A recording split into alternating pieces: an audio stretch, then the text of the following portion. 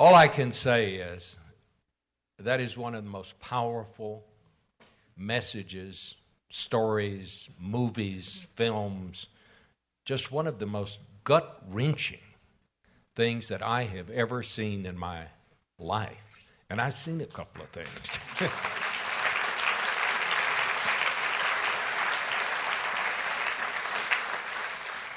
You know, one of the rewards I have for being the oldest living person on television, with the exception of Andy Rooney, keep at it, Andy, we need you, buddy, is that I now work a lot with the children of my friends. I knew Davis's father. He was a friend of mine, and he was a great filmmaker. But Davis, I want to tell you, he would have been proud of you. Davis Guggenheim, come on out here.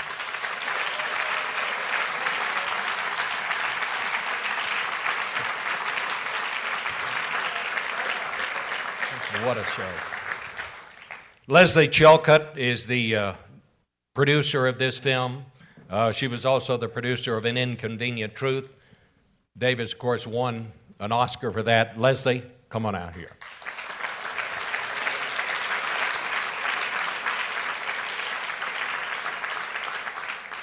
And you know, how many times have you been to the movies and you said, I just wish I could talk to that character. I wish I could talk to the person in the movie and ask a question. Tonight we get to do that. Here is Geoffrey Canada.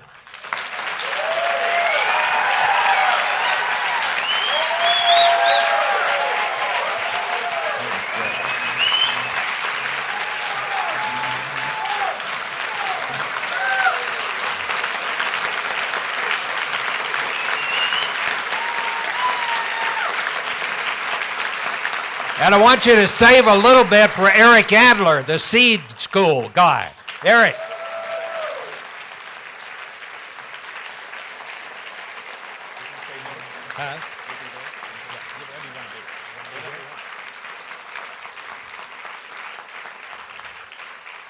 And then perhaps someone who has done, as one single person who has done as much for education in this country as any person, Bill Gates.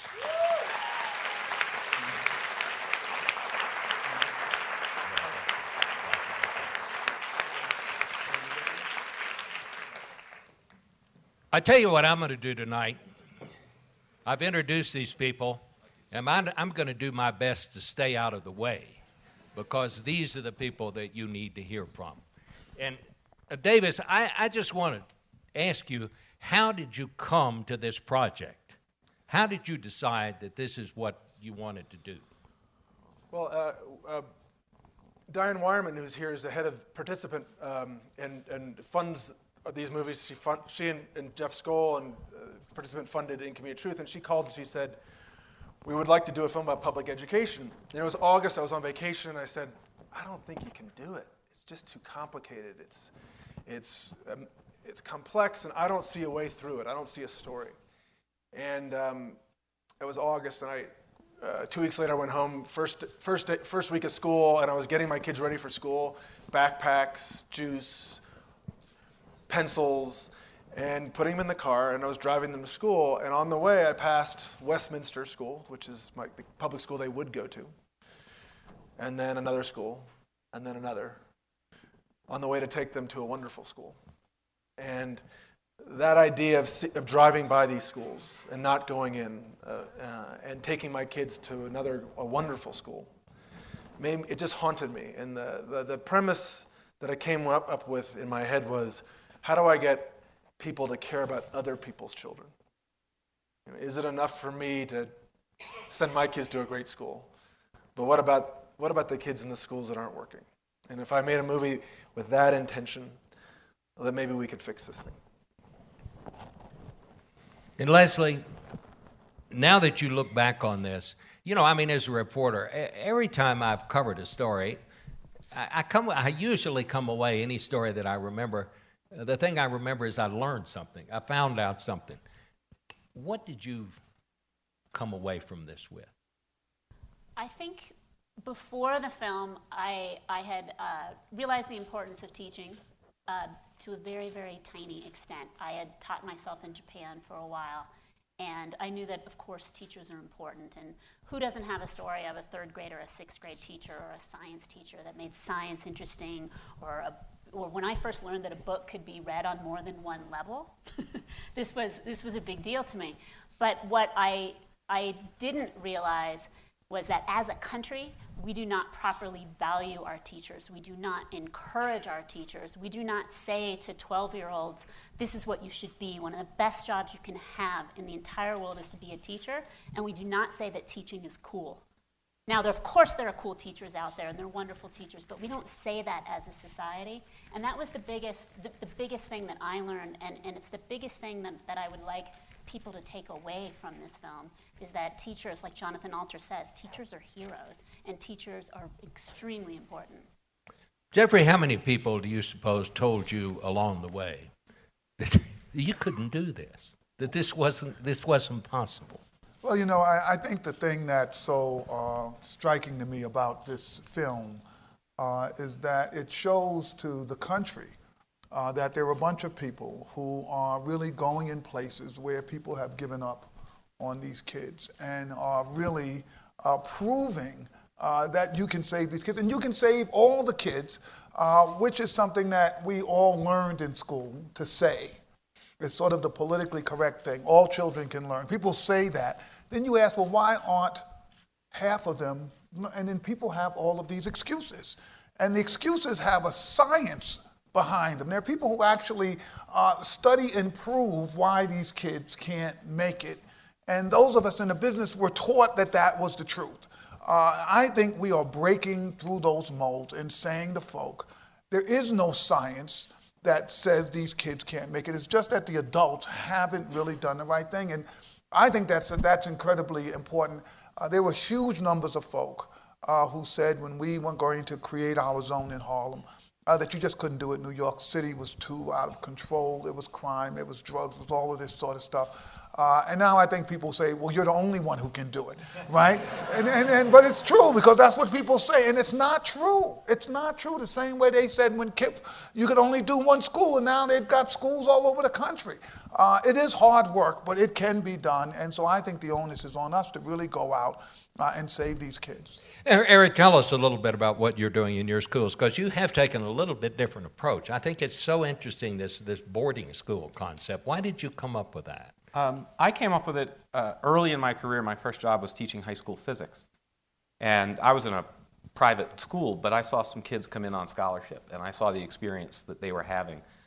And, you'd have one child who had a 3-bus, 90-minute commute home and no father in his life. Mom maybe had 3 jobs, or maybe had an alcohol problem, or whatever it was. There was a lot going on there, younger sister, younger brother to take care of.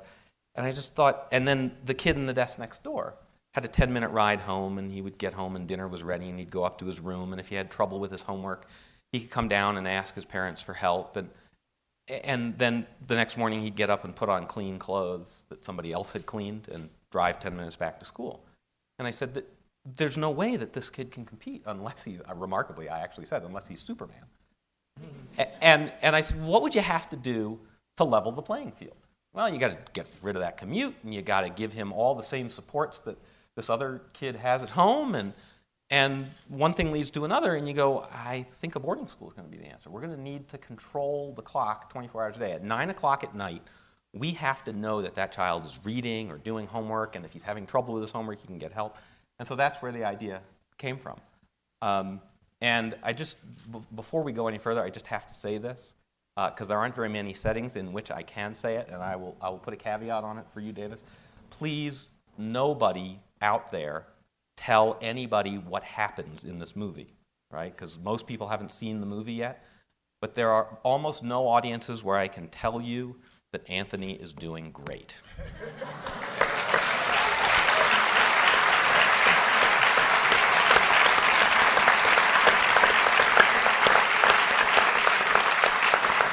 And I just want to underscore one last thing that Geoffrey said, which is that there is this sense that it's one charismatic leader, and if you don't have the charismatic leader, then you can't do it. And I think Kip put the lie to that. I think that Geoffrey is pushing down what he's doing to a very talented staff we have 2 schools operating now, and we are going to open another one soon, and then we're going to open some more. I think it's not true. It is hard. It's a difficult entrepreneurial venture, but it can be done. Bill, I thought you brought out such a great point. Obviously, it's about educating our kids, but it's about a lot more than that. It's about the security of this country and where this country is going to be in 20 years if we don't get this part of it solved. Just give me your thoughts on that. I mean, you saw the movie with the rest of us here. Where are we? How did we get to this place that we're in, and is there a way out of it? Well, when Melinda and I were deciding what our foundation would focus on, we decided to pick something big globally, and that's where the health stuff came in. And then we looked in the U.S., where we wanted to have something ambitious that we were doing there, because this is the country that created the framework for the success or the resources to be gathered. And it was very obvious that if you looked at the individual level, what would improve this country the most, or if you looked at the macro level, what would improve the performance of the country the most, it was education. And just like global health, when you first get involved, you have to be brought down to the truth. So you get told the majority of minority kids drop out of school. And that's so foreign to my experience that you say, no, that just can't be true. You're just kidding. Check that again, will you? And they say, yeah, there's schools in LA that 70% drop out. The nation's capital is the dropout capital of the world. And it just blows the mind where you say, well, why aren't people politically activated against this great injustice? And that's a complex thing. Anyway, we were drawn into it. It's a tough problem. Fortunately, there are rays of light. Whenever you're depressed, go and see one of these high-performance schools, which fortunately there are more and more. We just had the National Charter Convention was in Chicago a week ago, and they are very ambitious about driving charters to a higher level. And if you ever think it's easy, then you just go to one of the dropout factories and see that they're spending more per student in the dropout factory than they're spending in the high-performance charter. And you say, well, but why? Why are we spending more there than in the other place? And the beauty of the movie is it educates you on both the individual injustice as well as this broad thing of what does it mean for the country in this claim of equal opportunity. Davis and Lesley, I thought one of the most powerful, this is such a well-told story. It is, and that is where the power comes in the way you have told this. And it seems to me that the most gut-wrenching part of this was watching those lotteries. How did you come up with that concept, and what was that like to be there? Well, the roots of that idea have roots in the Aspen Ideas Festival. Lesley and I were already making the film and trying to figure out what the essential metaphor was. And I was reading the New York Times one morning, and I read Tom Friedman's incredible piece on the lottery at Eric's new school. Eric and Raj is here tonight, I think, the co-founders of Seed. And they talked about, Tom, in his incredible way, talked about how gut-wrenching it was. He saw families win and he saw families lose. And I saw that as a great metaphor and a great vehicle for the movie. I came in for the last 20 minutes of the movie. It made me cry today. It just feels so wrong, and it feels un-American. And you could get caught up in, it's all about lotteries, it's all about this, but the essential thing is you've got a kid who has a dream. Daisy wants to be a doctor. Anthony wants to do right by his grandmother. And what are the things in the way of that dream? And Geoffrey can speak to it in a very visceral way in the book Whatever It Takes, about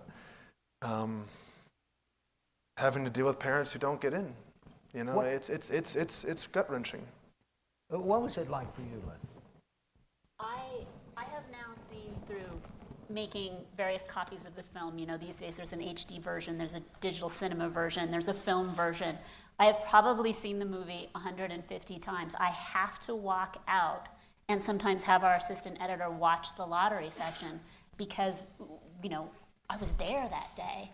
And you know, at some point, you're just saying, forget the film, I have to do something. I have to get every one of these kids, you know, I have to get every single kid in. And for a long time, and this should stay in this audience, we filmed Emily very early on, and she got in. And we thought, oh, okay, maybe we're this like secret good luck, and all our kids will get in. And then after that, no one got in. And we shot other kids that aren't in the film, and it was just we were flying all over the country, going to these lotteries, and no one was getting in. The odds were just too horrible. So to this, Kitty was making fun of me because I was sniffling in the back of the room. I mean, knowing what happens still makes it extremely difficult. Jeffrey, It's a tragedy. talk about that a little bit. What about the kids that don't get in, and how do you deal with that? Well, I'll tell you, I cannot watch this film without crying because in about 2 weeks we're going to have our lottery. And I'm going to go, and there'll be more people than this in our gym. And I will see tears, and I will see people whose dreams are just shattered over their little kids. And it's just absolutely devastating. I hate it, by the way. I wouldn't do a lottery if we weren't forced to by law. I just think it's kind of cruel and unusual because everybody comes in, you know, calculating their chances, and they're looking around and think, you know, I got a shot at this. And as those numbers go, and you just begin to see real despair, it's a very, very sad thing. It reminds me of something, though, which is another big lie, that some people don't care about educating their kids. Right? You get this sense, well, they don't really care about their kids. And you know, those folks don't really want to go out, and they're not going to work as hard. People really care. They have no choice. If you give people no choice, if you know it doesn't matter where I send my kid, the schools are all terrible, right? Then people say, okay, well, you know, it is. But you say, look, there's a shot, there's a choice here that your kid could make it. Everybody understands what that means in America, right? It's my kid. I want the best for my kid. I know what's going to happen through education. It's the only hope this kid has. And then in that one, you know, it takes us about 2.5 hours. You go from elation to seeing most of the people leaving really depressed. And to put it in perspective, excuse me, there are many, many more neighborhoods with failing schools with no lottery, with no chance at getting a good school. You know, at Seed, our first school has been operating for 12 years. We're about to go into our 13th, so it's had 13 lotteries. Our second school has had 2 years of operations and a third year that we've done the lottery. So we've lived through 16 lotteries. And Raj and I always go because it reminds us exactly why we do what we do.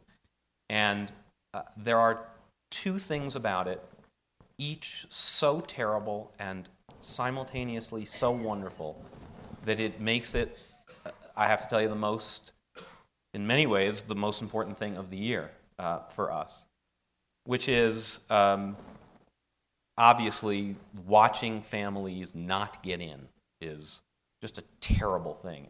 And you don't do what we do day in and day out and devote yourself to it without caring deeply about giving opportunity to kids. And when you see the opportunity snatched away from the child, I have to tell you, it is really, at one level, it is brutal. Then you also see in that very pain the reason why you're doing what you're doing, because you've created an opportunity that didn't used to be there. So, you know, a lot of times we get, if anything good could come out of this film, you know, what would be your top 5 things? High on my list would be somebody sees this film and becomes another social entrepreneur and builds another great school. Because we gotta build more. We've got to. Because there are so many kids out there who deserve nothing but a great education. So it is just one of the most remarkable experiences. I actually, this year, for the first time, brought my children to the Seed School Lottery in Maryland. My children at the time of the lottery were 6 and 9. And I got to tell you, even at 6 and 9, they kind of get it. I mean, this is as raw a human drama as you will ever live through. Bill, if the last time I looked, the Gates Foundation had given away something like $16.6 billion, which is an astounding figure.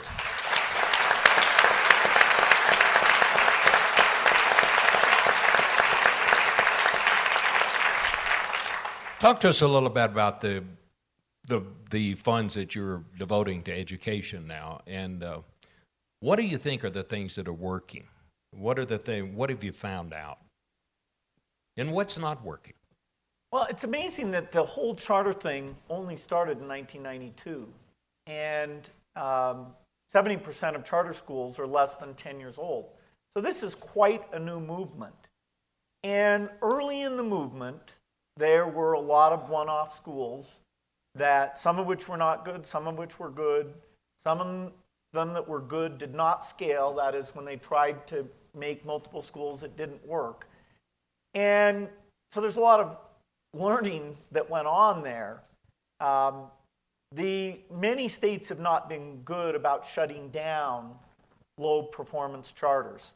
So, after you leave here, you may see an article that says charters overall aren't that great. Diane Ravitch, various people promoting that.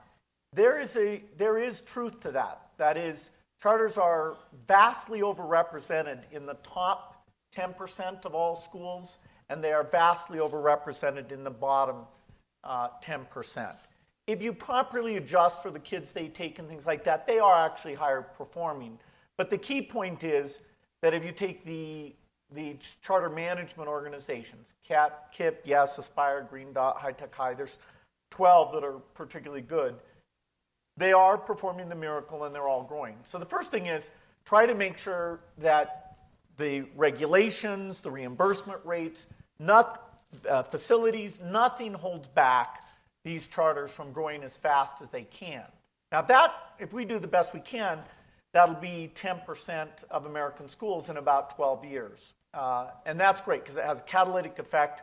In places like Houston, where you're 5% charters, over half the kids go to college come from that 5%. So it really is a gigantic thing. And you have some cities, New Orleans, D.C., where you're really getting to a critical mass type effect with those. But then the question is, what about the over 90% of kids who go to those public schools? On Saturday, I'm keynoting a teachers' union convention, American Federation of Teachers, which is a little less than half the teachers. It's more of the urban areas than the other one, the National Education Association. And there's this big question of, are they drawn into teacher improvement and teacher measurement? They were born to defend teachers against arbitrary action, and that was a valid thing.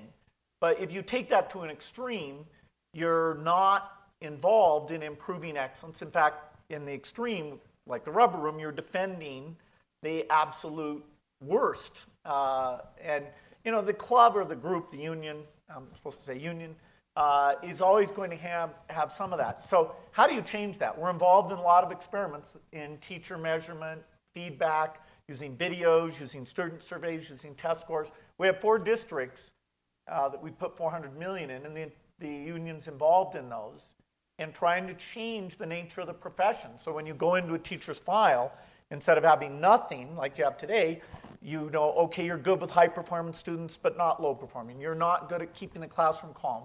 You're better at teaching these concepts. A whole notion of what you're trying to improve on, and that does not exist today. What will you tell them when you keynote this speech?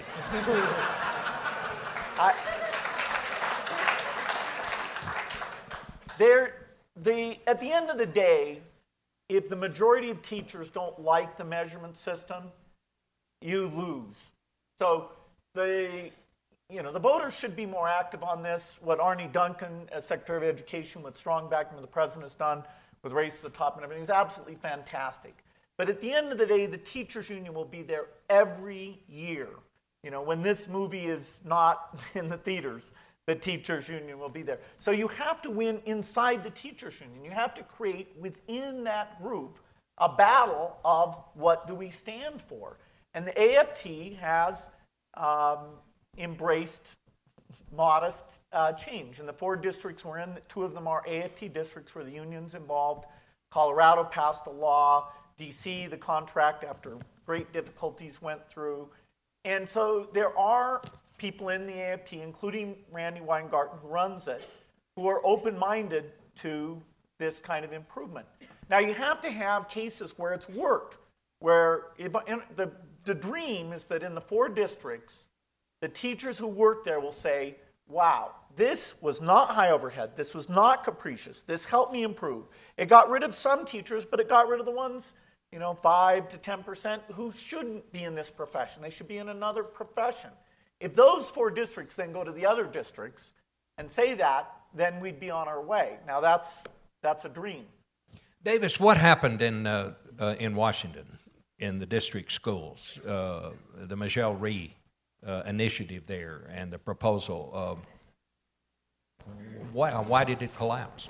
Well, it's interesting, and Bill just referenced it. At the end of the movie, you see sort of a deadlock, which is more of a metaphor of seeing a reformer deal with trying to make reform and the system just sort of absorbing it. But since then, and Bill probably could talk about the contract better than I can. Several weeks ago, the teachers ratified a new contract, which is about half of what Michelle is looking for. Is that fair to say? Half to 2/3, yeah. But you wouldn't have imagined it a year ago. And there's an amazing new contract in Denver that you wouldn't have imagined a year ago. So what Lesley said at the beginning of this movie, before the movie began, it feels like a moment. It feels like things are shifting. And it feels like Randy is feeling that, Randy Weingarten, and she's been in some Q&As with us, and she's feeling, and I got a sense that Bill's instincts are right, that there's a generational shift inside the unions where they don't want to be on the wrong side of this.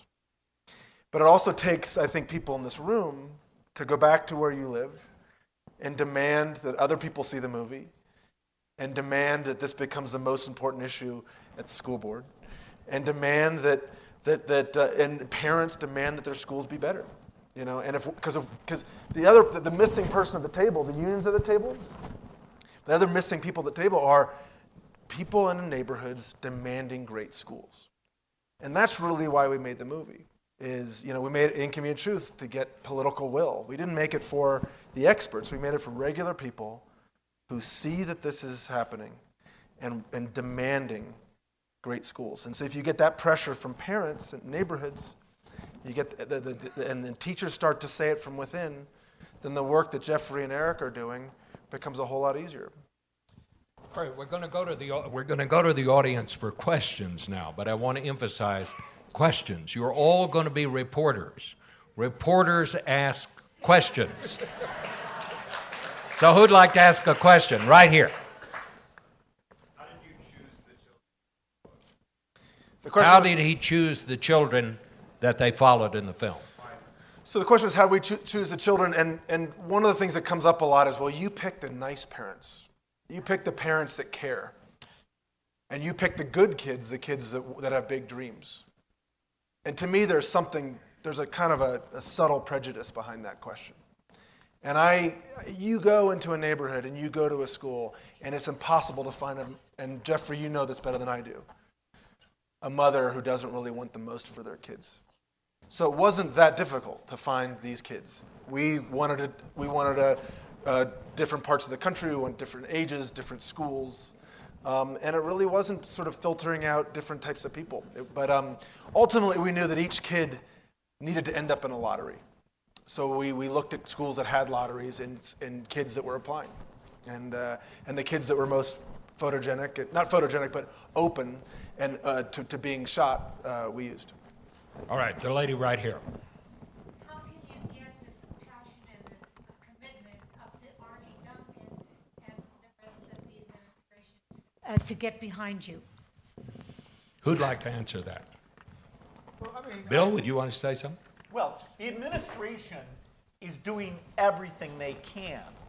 And it's a good situation because the the teachers, having this administration, the Democratic administration, tell the teachers union they need to shift somewhat what they stand for is more powerful than having a Republican administration do it. And they're under a lot of attack by saying how, particularly when state budgets are tight, when there's layoffs, how could you possibly say that we need to improve? And Race to the Top included improving the charter rules. So I don't think Arnie or even President Obama really could be doing much more. What he needs is more grassroots support at the state level. Florida had a law that was a teacher measurement law.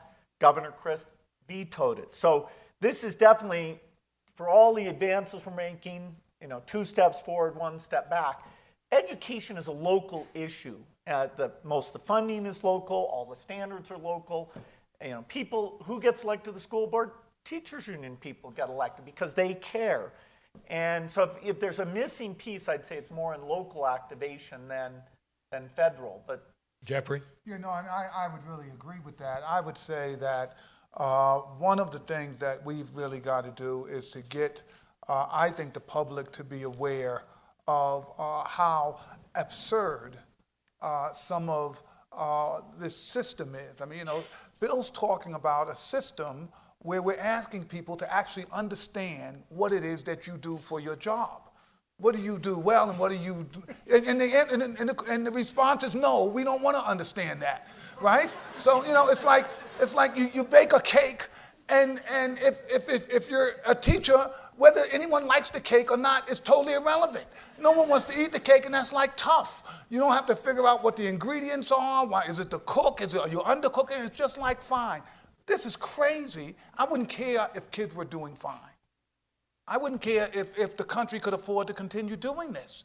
This is not revolution. We are talking really basic changes, and it's so unbelievable that if someone just told you it, you wouldn't believe it. You'd say, get out of here. Do you know how many teachers there are in this country? That you could have a system where you don't even know what you're doing if it's making any difference. Eric? By law. You can't, in New York, they decided you pass a law, you can't evaluate teachers based on performance. It's like crazy. It's the only place that you could do that. So we just got to get people to understand that, the film isn't like a fairy tale, right? He didn't make this up. This is real life here in America, and we need to do something about it. And I agree that there is a political element to this, and I agree with Bill that it is much more at the state and local level than it is at the federal, which isn't to say that there isn't a federal component, but I think it is more state and local. And I think that for the average citizen, that is the single headline issue is state and local elections.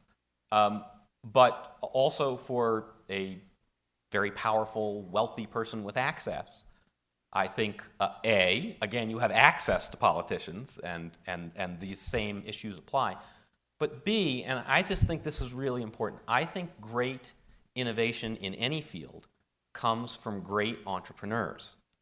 And if you have the ability to make an impact, one of the most important ways you can do that is to support great entrepreneurs, great education entrepreneurs. People like Geoffrey and people like the KIP guys, and I'd like to say people like the SEED guys. But I also want to say it's not just limited to those of us who are starting new. I think Michelle Rhee is very entrepreneurial. I think that the things that we do to support great entrepreneurs will produce great change. Question, right here. Can you talk a little bit about the economics? More expensive. What are the bright lines? The question is, what about the economics of charters, about paying teachers and so on? Geoffrey? Let me start in broad and then come narrow and talk about our own school. Broadly, charters really don't spend more per child. Usually it's less per child than what you get in public education. When they calculate the rate in New York City, they leave off about $4,000 or $5,000 worth of expenses that go into retirement and building and all of those kinds of things. So you get a kind of an artificially lower price that charter schools then get even less than that. Many charter schools supplement their funding by raising private dollars, and a lot of us run, my schools are open through the first week of August, so we run a longer school day. we pay, and I think this is probably pretty standard, we pay about 10% more in salary than you would make as a regular public school teacher. So your public school teacher, you have a master's degree and 10 years experience, and you make $58,000. We'll put an extra, $5,000 on top of that. But we work you about 35 or 40% longer a year, so you actually end up getting ripped off. But don't tell my teachers that, though. They're not too good with math sometimes. So no, it's actually not true. You have to. The one thing that people really know, and I think this is a real problem, because one of the big challenges, and I think Bill is right. This is really going to be about public education and whether or not we can move the public system.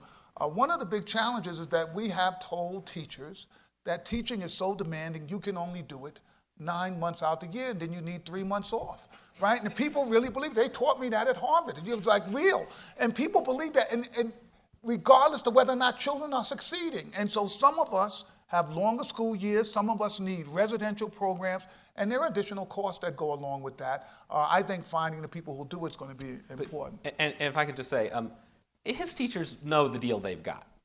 And I think it's, when you look at job satisfaction surveys, compensation is not the top item on the list. If you care about urban education and you want to see it work, you want to be in an environment where it's working, where your colleagues are working together, where you're seeing kids make progress, that's worth a lot to you. We struggle to keep up our pay scale in Washington, our Washington school, to look like the DCPS pay scale, and now Michelle has just gotten this contract that's going to bring in a whole bunch of new money, and we're figuring out how we're going to try to compete with that. And it's very important that we also create an environment for our teachers where they are succeeding at doing the things that they wanted to do. At some level, we're asking teachers to devote themselves to kids the way you would devote yourself to your own kids. Psychologists have for decades been talking about the fact that child rearing your own kids is by definition an irrational act, right? To devote yourself to other people's children, the way you devote yourself to your own is doubly irrational, and that's what we ask teachers to do. And the only way we can there's no amount of money that you can pay somebody to make that equation work. The only way it works is to find somebody who somehow wants to do that and then put them in an environment where they can and it works and they get satisfaction from it. Lesley, what was the most surprising thing you found as you got into this story? Obviously, I'm sure you found it was worse than you thought it was. Absolutely. When you got into it. I mean, that's kind of a given here. Absolutely. Well, something that Davis started to touch on, when people ask, how did you find parents that cared? To sort of continue with your question, we went to parent orientation, and Harlem Success Academy, the biggest lottery in terms of the number of people that go to it in the film, would have them twice a week on Saturdays. Everyone we went to, and we were trying to recruit kids and families. There was no shortage of finding people. Every session was completely packed. We went to some sessions at Seed. We went with Kip in LA and followed them through parks as they handed out flyers, and we met families. I mean, the extent to which all of you go to find these students is amazing. I did not meet one parent that didn't care.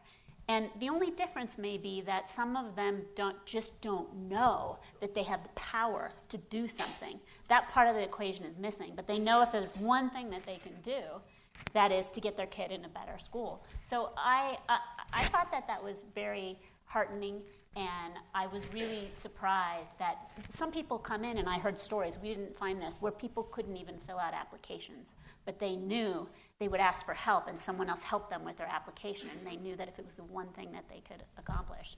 I think there was a hand right over here. Right here. Go ahead. So I read Malcolm Gladwell's description, and it's like a lot of work. Yeah, it seems like a lot of work, and I know a lot of private schools, and it's not that much work. Why is that? Why is it more work in some schools than other schools? And I think a lot of it has to do with where young people come into schools, what their preparation has been at home, what the preparation in their environment.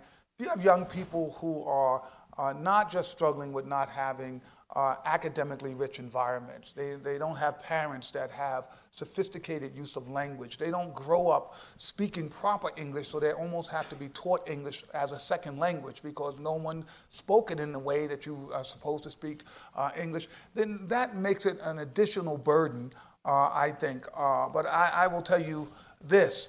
One of the things you have to ask yourself is, why does it cost so much to have a private school? What is it that costs so much about a private school where people are paying a lot more in private schools than they're paying in public schools? You know what they're paying for? Great teachers. That's what they're paying for. And it takes great teachers, and part of the issue, great teachers with disadvantaged kids do great work, and great teachers with kids who are advantaged do great work. And the opposite holds true. You get really lousy teachers in those private schools, it's going to be a lot of work. Malcolm will be writing about those schools, all right? I'm just telling you, it really matters. And you can attract great teachers, right, at private schools. That's one of the things the heads of private schools do really, really well, is they know that this is all about the staff, and they get the great staff in there.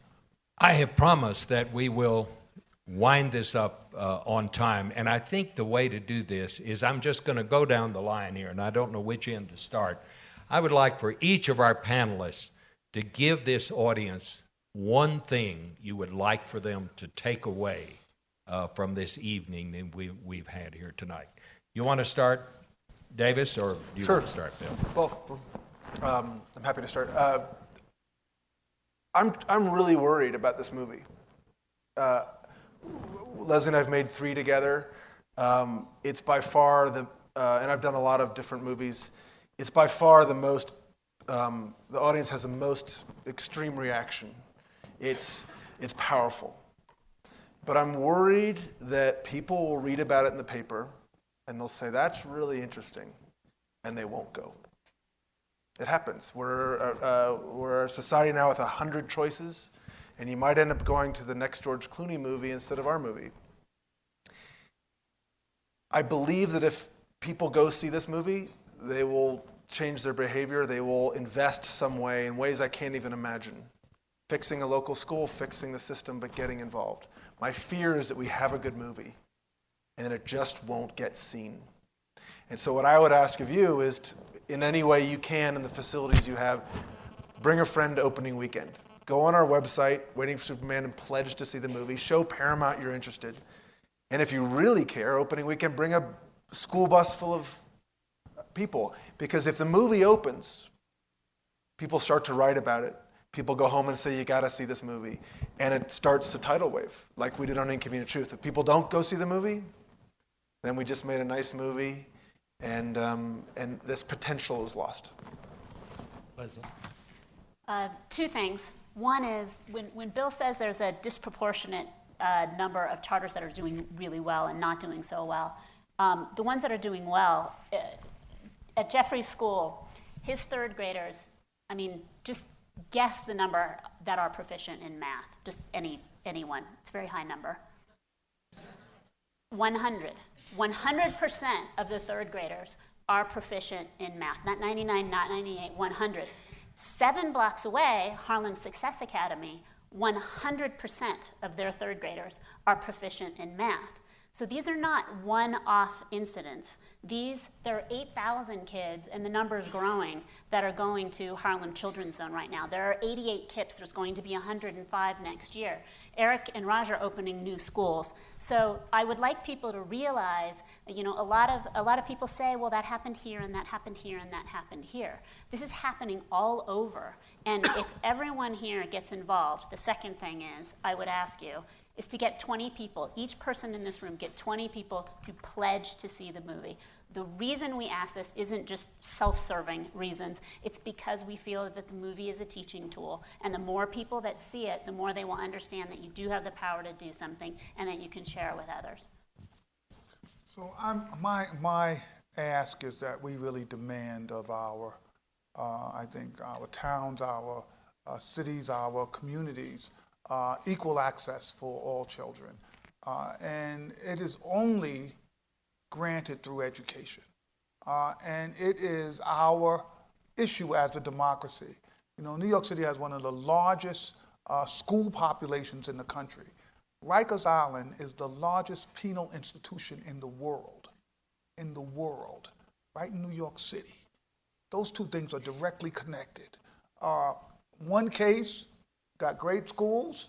Another case, we've got tens of thousands of people that we're warehousing because they got a lousy education and nobody cared.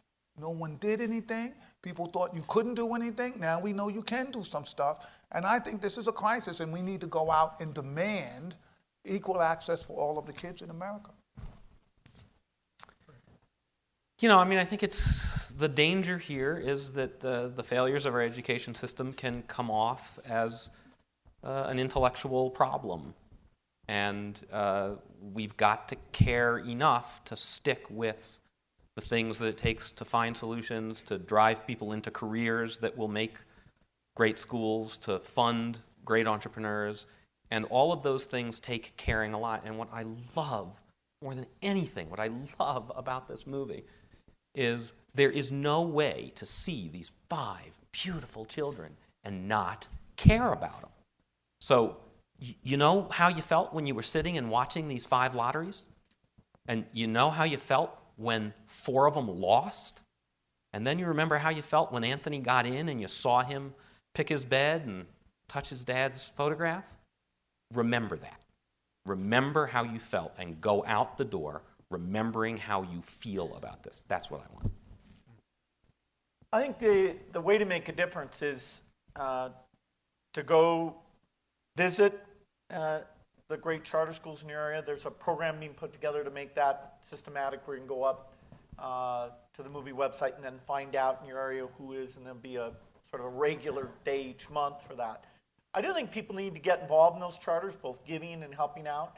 And they do need to think about why the whole school board approach isn't working and why today what the union stands for isn't working and how they can help that change.